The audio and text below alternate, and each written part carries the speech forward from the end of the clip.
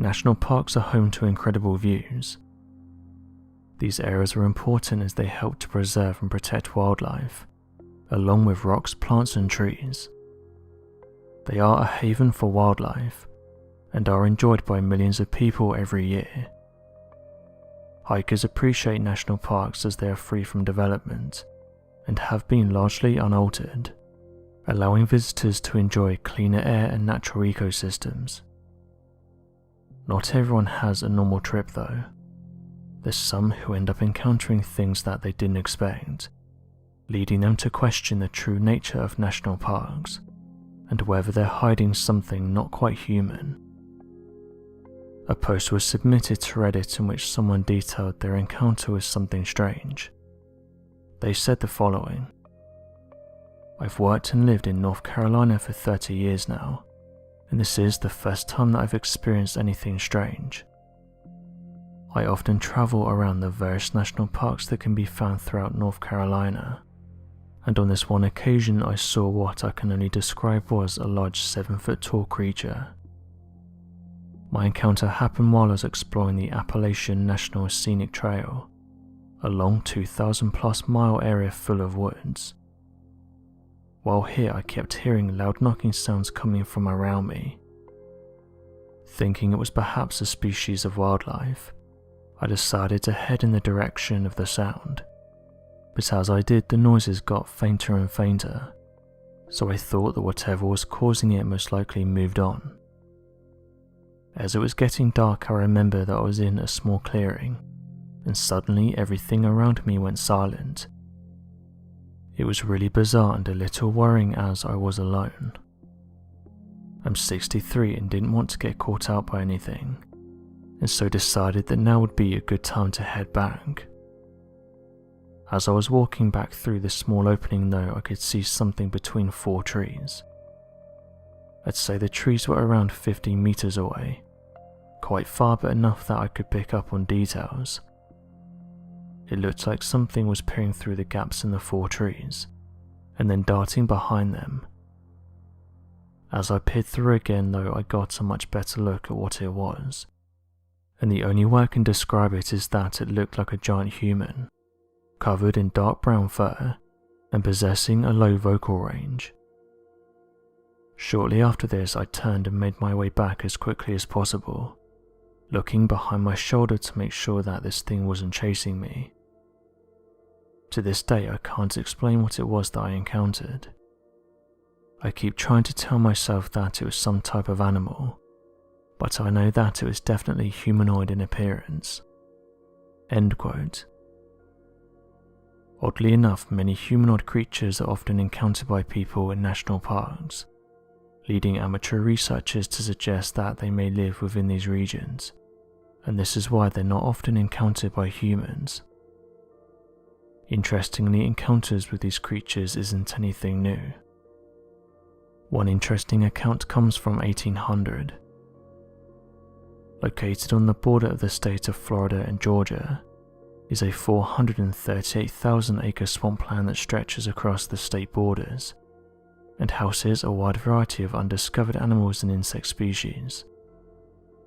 This peat-filled wetland, referred to as the Okefenokee Swamp, has been at the center of several encounters with the skunk-ape creature, and is often believed to be the last unexplored refuge of the creatures in the modern day.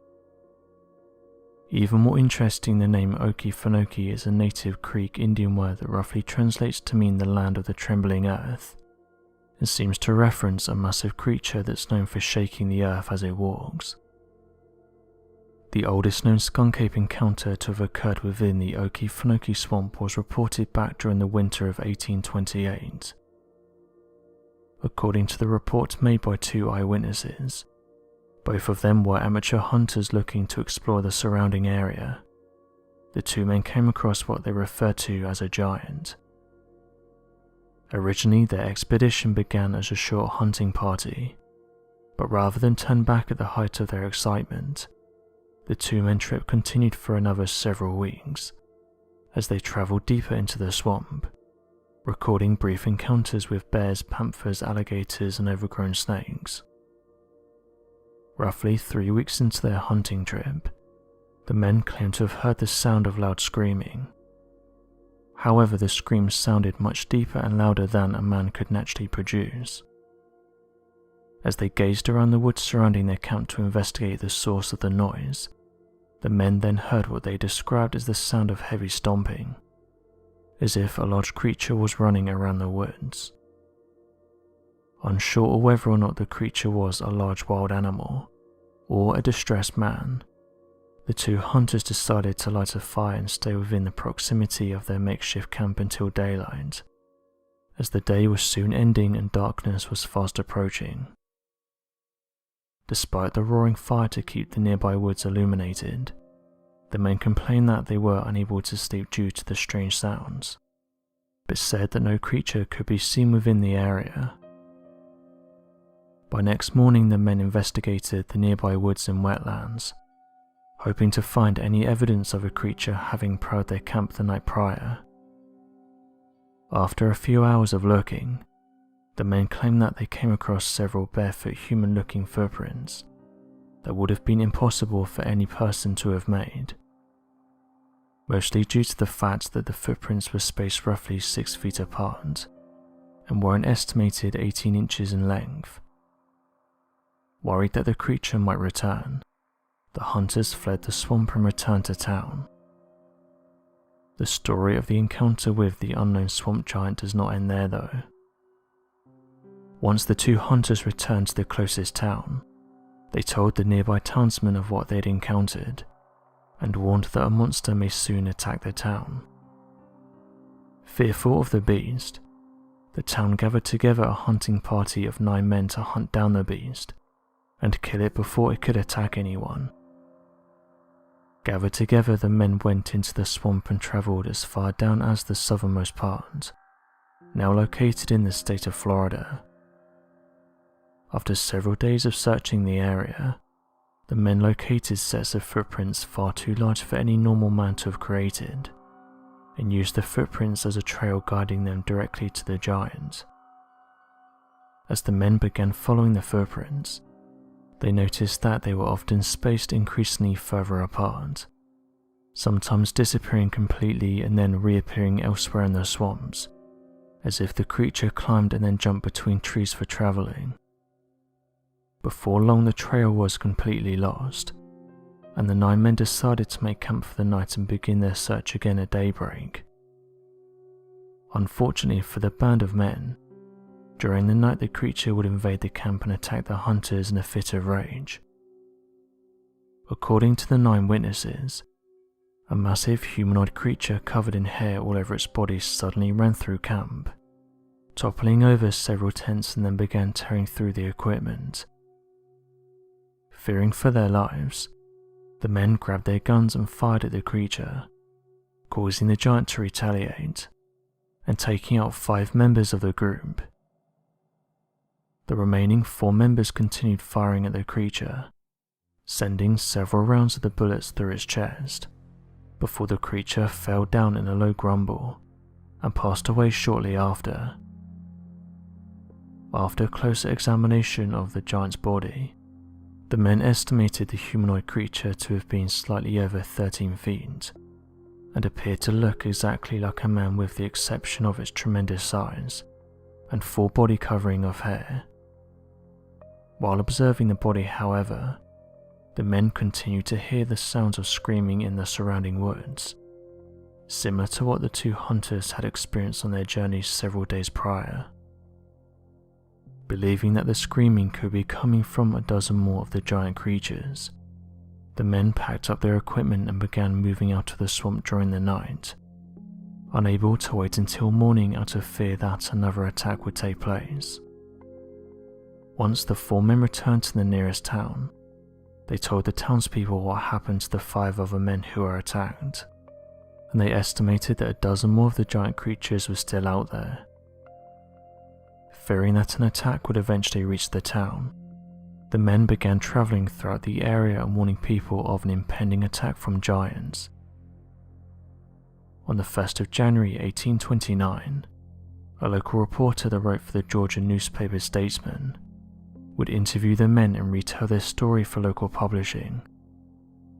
By February of that year, less than 30 days after the original publication, reprintings of the story spread to the neighbouring communities and would see a February issue published in the Connecticut newspaper The Sentinel, warning travelling parties to stay clear of the Okefenokee Swamp.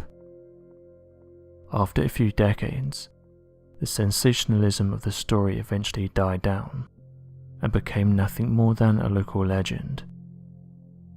To this day, travellers are still warned of the Okefenokee Swamp giants and told to be careful when going through the region.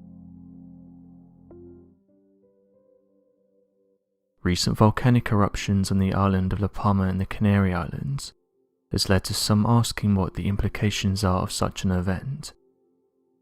Updates are constantly flooding in from the Canary Islands, with locals and those close to the region fearing that a mega tsunami could hit the US East Coast.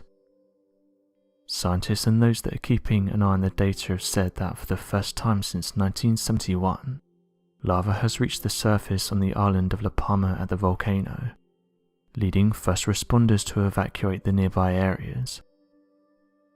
As of right now, the following has been highlighted. The lava flow has reached over 420 hectares. According to Spain's Department of National Security, more than 1,000 buildings have been affected by the lava flow, with 6,000 people being evacuated. Officials have estimated there's already been over €220 million worth of damage.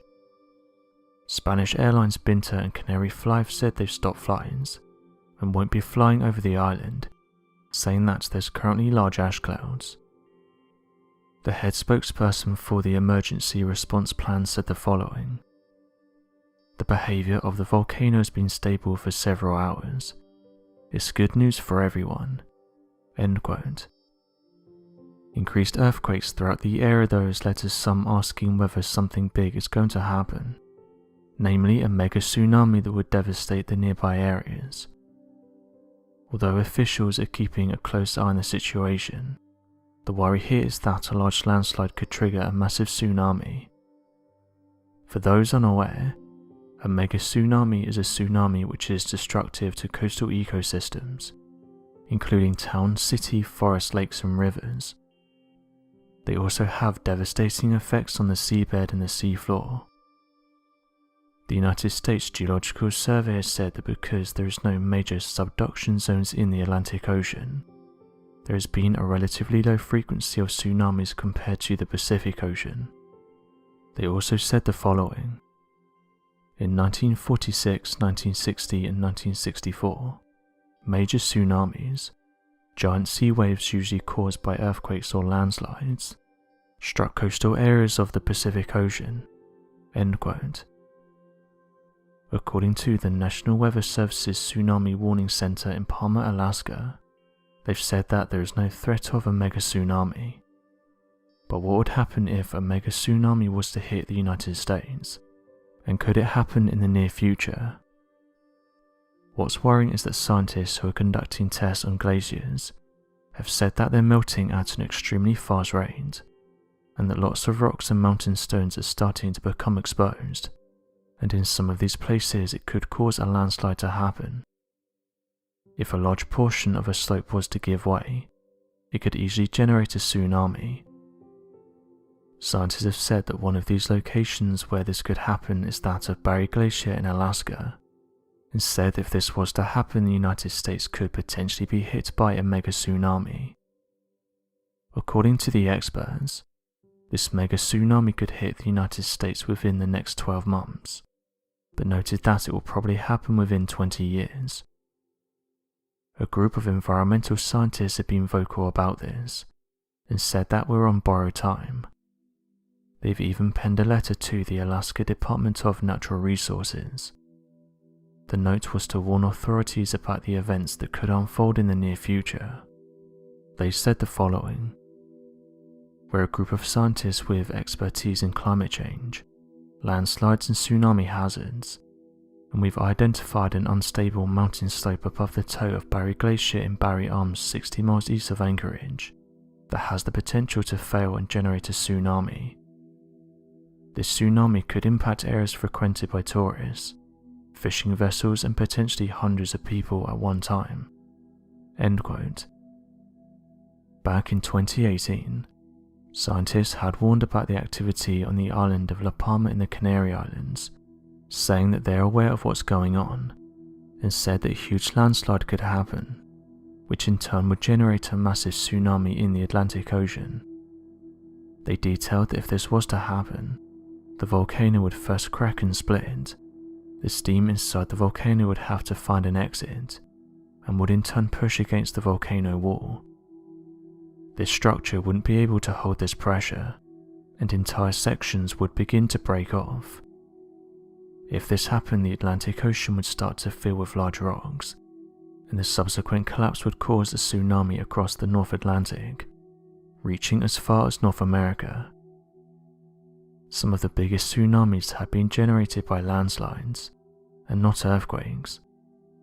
In fact, researchers said that an entire island was swallowed by a mega tsunami, saying that the waves would have reached heights of over 500 feet. If this was to happen in the modern day, it's estimated that hundreds of thousands of people could potentially lose their lives, and the total damage cost would easily be over $200 billion. Ricardo Ramello, a geologist at the University of Bristol in England, said the following about these mega tsunamis. "These finds provide another line of evidence that volcanic flake collapses really can happen suddenly and trigger giant tsunamis, and so we should not underestimate the hazard potential of these events, that is, the threat they pose to our society." Another study revealed that ancient mega tsunamis reached heights even greater than 500 feet, saying that one study showed them that a wave reached 557 feet. The National Oceanic and Atmospheric Administration have said that coastal regions around the tsunami wouldn't stand a chance, and that waves would come rushing inland. The National Oceanic and Atmospheric Administration said the following: "Out in the depths of the ocean, tsunami waves do not dramatically increase in size, but as the waves travel inland, they build up to higher and higher heights as the depth of the ocean decreases.